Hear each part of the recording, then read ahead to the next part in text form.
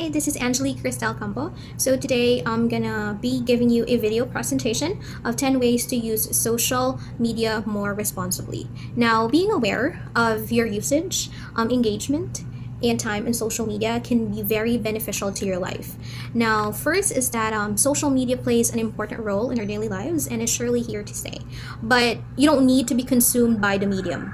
Being mindful of your usage, the reasons for your engagement, and limiting your social media time can be beneficial to your life, well being, and mental health. So, again, I'm going to give you 10 tips on how to be much more responsible. So, first is to turn off notifications. Now, here is a good place to start.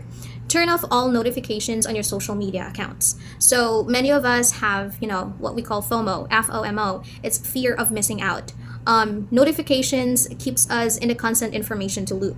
We want to know the latest news, the latest trend, the latest fashion, everything that, it's on the latest. But as much as you're not missing out, you're being sucked into a proverbial rabbit hole of continual distraction from work, family, and friends. Now, you might not notice this, but then again, if you try to turn off your notifications just for one day, you will, have a good framework to follow your scheduling times throughout the day. So it can be, let's say, turn off notifications during morning, it can also be afternoon, or it can also be in the evening.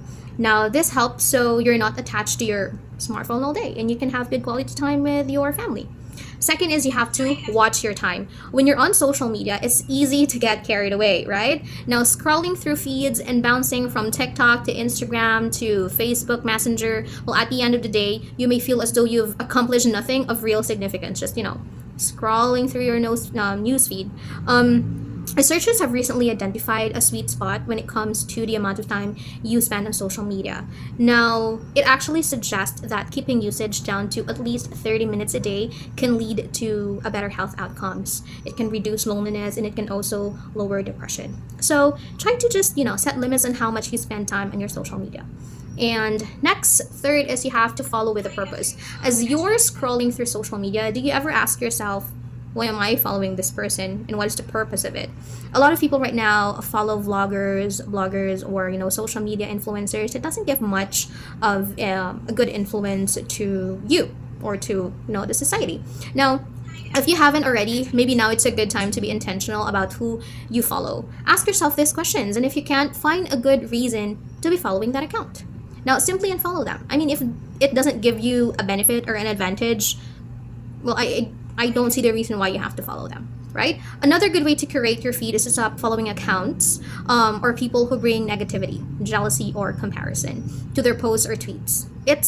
The world is full of toxic things right now. We don't want to add some in our lives, right?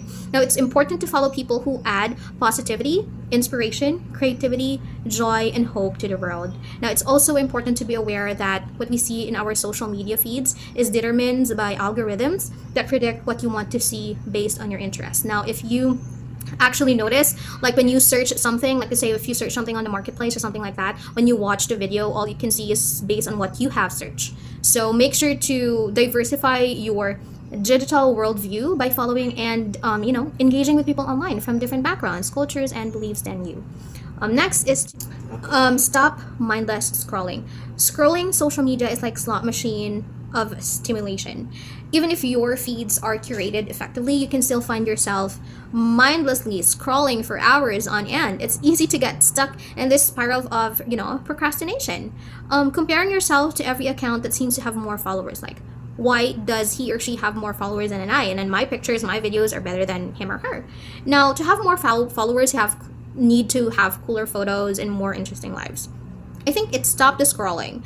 Instead, go directly to the account or person you actually want to learn more about. Also, give your feed a good cleansing, especially of accounts you don't know or recognize. Now, this kind of approach, you're endless scrolling and will have a positive effect on your personal mindset. Next, beware of clickbait. In recent years, fake news, clickbait have become huge issues. As people scroll through feeds, obvious headlines, void of any context, lead to many click on hyperlinks, which propagate fake content or misleading information. This is what's referred to as clickbait. Unfortunately, studies continue to show that controversial or negative headlines generate the most clicks on sites like like Facebook, Instagram, and Twitter. Now, if you have thoughts about getting news from provocative headlines, it's best to step back. Check the website link and acquire factual information from reliable resources. Next is you have to monitor your emotions. Though there are many positive aspects of social media, there are also facets of medium that can quite negative. By nature, human beings are social creatures, right?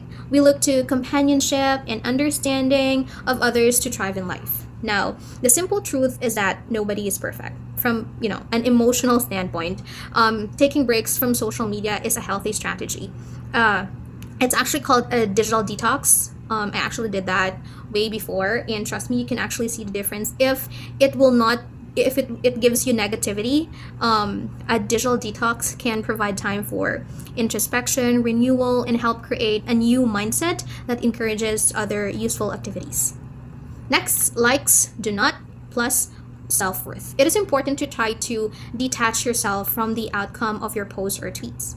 Now, remember that the amount of likes you get has nothing to do with who you are, okay? Your intellect, how attractive you are, how many friends you have, simply reminding yourself that you don't need an image or post to be liked. It can be powerful and effective. Okay, next is to understand privacy settings. Whether it's from the prying eyes or the harmful intent of a cyber criminal, it's vital to protect your privacy on social media. Always keep your settings up to date as site policies change periodically. In addition, be aware of what public information is on your profile. Even if they are private, social media profiles can still publicly display details like your bio, education, or your employer.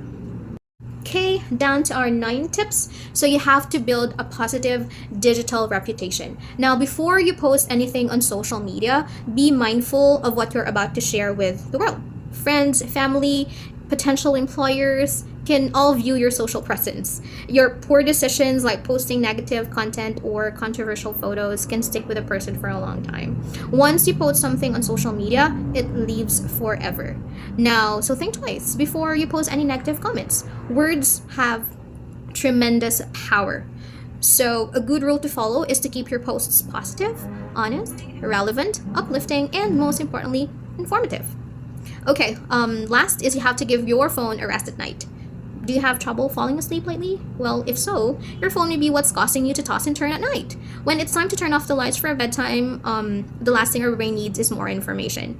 Our smartphones keep our mind psychologically engaged as our brains are trying to power down after a long productive day. Even just a quick glance at social media, it can stimulate our minds and prolong restful sleep. And that blue light from your screen, it suppresses melatonin, which causes us to experience insomnia. So tiredness and also irritability. Now, if you use technology at night, maybe it's time to set some bedtime phone rules. Try cutting off screen time 1 hour or even 30 minutes before you go to sleep. Okay, so log off, say goodnight, and sleep well. And that's it. Now again, social media is a part of our daily lives and help us stay connected in a vast digital world. No more than ever, it is vital to be aware of our social media usage and how to use the medium responsibly to improve our mental health as well as living a more productive and fulfilling life.